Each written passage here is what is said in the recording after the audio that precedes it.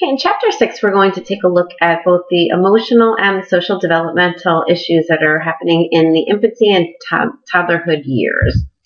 So let's go ahead and dive into this chapter. So we're now encountering Erikson. Erikson is the theorist who has focused on psychosocial theory. So basically what the premise of his theory is that we all go through different psychosocial crises at different developmental stages of our life. There's actually 8 different stages. We're going to zoom in on the first 2 for this developmental period because they're the ones that are connected to this time or age period rather. And the very first one is trust versus mistrust. So basically what Erikson says is that babies need to develop a sense of trust in the world. If you think about it, every single need of a baby needs to be met by someone else. So if they need food, they need someone else to give them that food.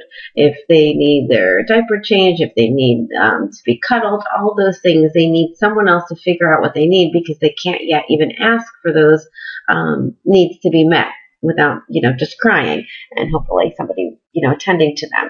So basically, if the world does kind of take care of them and their caretaker does do that and do it well, then they're going to develop a sense of trust. And if that doesn't happen, you'll see the negative outcomes always on the right-hand side of the stage. They'll develop a sense of mistrust.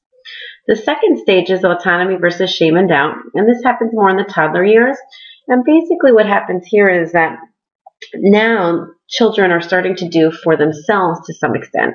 So they're becoming more autonomous or more independent. And if they're successful at doing tasks for themselves, they're going to kind of get a sense of autonomy. If they're not, they're going to have more of a sense of shame and doubt.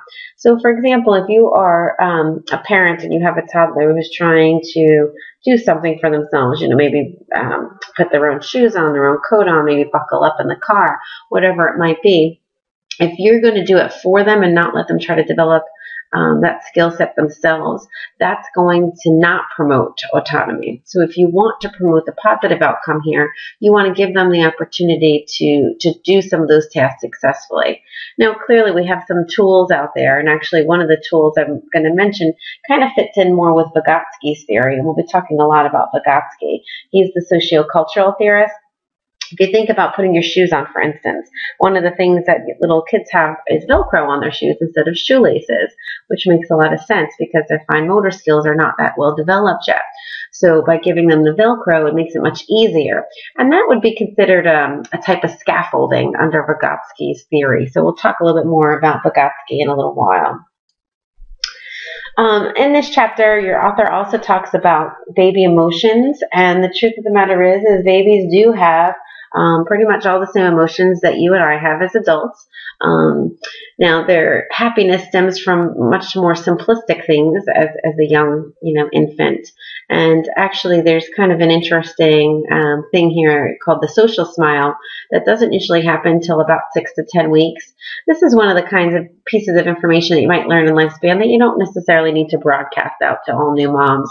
A new mother sees her baby smiling and they might think that it's a social connection that they've made already. But really, when it's a newborn, only a couple weeks old or so, if they're smiling, it's probably because they're full or they're in a nice deep sleep, things of that nature. So the social smile doesn't really develop until about 6 to 10 weeks. And then they're kind of responding more to you as a person and the connection that they're developing. And we'll talk a little bit more about attachment and how that happens in a few moments. In terms of anger and sadness, they also have that. They certainly can experience pain, and we've heard lots of babies cry. I'm sure you've heard that before, and there's a lot of different reasons for that. Sometimes it has to do with a change in body temperature, and that explains why infants usually cry pretty loudly when it's diaper changing time, because if you take that diaper off, you're changing their body temperature, and they're not too happy about that. It also can be a result of either too much or too little stimulation. Now, fear is another pretty important concept, and it seems to spike a little bit around the 6-month period. The most common type of fear is stranger anxiety, so it could be that there are certain time periods where the baby is less inclined to be kind of tossed off to a stranger and can really have some separation or stranger anxiety type of fear that's going to be illustrated. Now, in terms of emotional regulation, babies and toddlers are not really good at this. What I mean by emotional regulation is, can they kind of keep their emotions in check and prevent themselves from going, too intensely expressing emotions? And the answer is no. They don't really have the skill set yet to do that. So they're going to need the caregiver to help. So for instance, with a baby, if sucking kind of soothes them, so you'll see a lot of parents hand them a pacifier or put the pacifier within the baby's reach once they're able to physically engage in that task, to help them learn that that's one way they can try to help calm themselves a little bit. As they become toddlers, you're going to also see parents interact with their children by helping them use words, because previously they didn't have words. And if you think about it, how you and I as grown-ups really manage our emotions is very much through language. We can kind of talk ourselves into a dizzy or talk ourselves out of one. And the onset of language in the toddler years really does help. But parents also need to kind of step in and say, can you use words? Tell mommy you're mad, or tell daddy you're not happy, and why, versus throwing the toy across the room.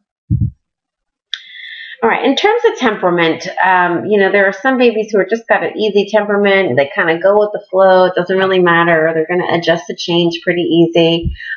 There's others who are much more difficult and are not going to adjust to change very well and going to have a hard time with it. And that obviously, if you have a child with difficult temperament, you're going to be, much more challenged with your parenting skills than someone who doesn't. The slow to warm category is kind of this in-between category where they don't like it at first, but they will adjust much more quickly than the child with difficult temperament. The thing about temperament is that it's not necessarily indicative of future personality and whether this child's going to develop into a person with a difficult temperament. But by around age 2 or so, it does become a little bit more predictive of the future. So in the younger, birth to 2 age, not as much, but after 2, it's a little bit more predictive of future behaviors and personality, I should say, rather. So let's talk a little bit about attachment. You might remember the Harlow monkey studies from your Intro to Psych days. And basically what Harlow did is he had these 2 different monkeys for these babies. They had this wire monkey with cloth around it that had no food there, and then they had this other wire monkey that did have a bottle that provided the baby monkey with the nutrition that they needed. And basically the question is attachment really a biological process, or is it more of a nurture and kind of connection that really matters?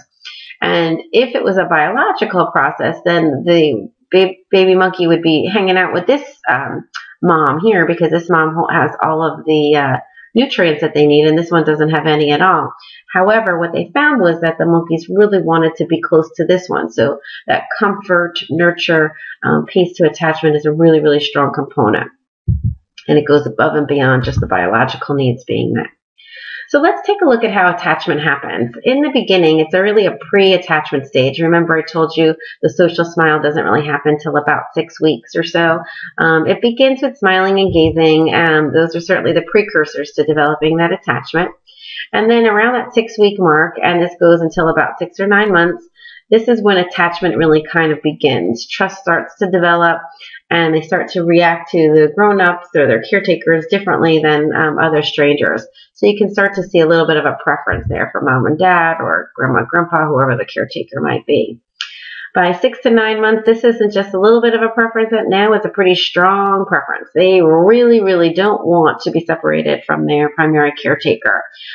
So this separation anxiety is pretty strong between 6 to 15 months. So for moms who are going back to work at this time, or dads who are going back to work, this can be a little bit challenging and tough on all involved. Around 2 years old is when babies start to, or I should say toddlers really, start to have more of a reciprocal relationship. So now they realize that not only can mom, dad, grandma, grandpa, whoever influence me, but I can also influence them. So if I give them a hug, I can make them happy. Things of that nature. They start to see that reciprocal nature of relationships. So that starts to become much more significant around age 2. Now, attachment has also been studied by Mary Ainsworth. She's actually kind of a key figure who has done what's called the strange situation. And she wanted to know how babies are developing bonds with their primary caretaker, in most cases the mom in this situation, is what she studied. And she wanted to know whether babies developed a secure or insecure attachment. Now, there's several different types of insecure, but I'm really mostly interested in you understanding that there's kind of the secure and insecure types. And what she did in this particular scenario was she had moms and their babies come to their laboratory, and then the moms would leave, and the baby would be left with a stranger. And she wanted to see what would happen as a result, and then also what would happen as a result of the mom returning.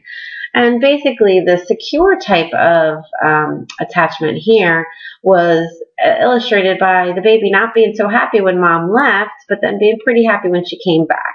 And that's what you would expect with a healthy, secure attachment. On the other hand, there were some cases where the baby might have been extremely upset and very, very difficult to comfort, may have been crying the entire time, and that's problematic. In some other cases, there was kind of an indifference that was shown, so the baby didn't seem to even notice that mom left, and that, again, doesn't really communicate much of a bond there with the mom. And when the mom returned, not always were the babies so excited to see the mom. Some of them were kind of angry that they left, and they kind of held that grudge and didn't want to reconnect with mom again. So you can see that there's a variety of different kinds of attachments that can happen. I am going to post a video so you can see a little bit more about the strange situation. In terms of understanding who they are, they start to develop a sense of self-awareness by around age 3 months. And by the time they're 2, they'll be able to point to pictures and say, hey, that's me, that's me. So this sense of development is really important. We'll be talking a lot about self-concept and the development of that. Obviously, you can't have a sense of self-concept until you realize you exist as a separate person. So we'll first, be kind of zooming in here on how do they get to know who they are and that they exist as their own individual. And then through the developmental years, we'll talk about how self-concept shifts. All right, that's it for Chapter 6. Obviously, there's a lot of other content in the chapter that I want you to be familiar with, but I wanted to just kind of highlight those points for you.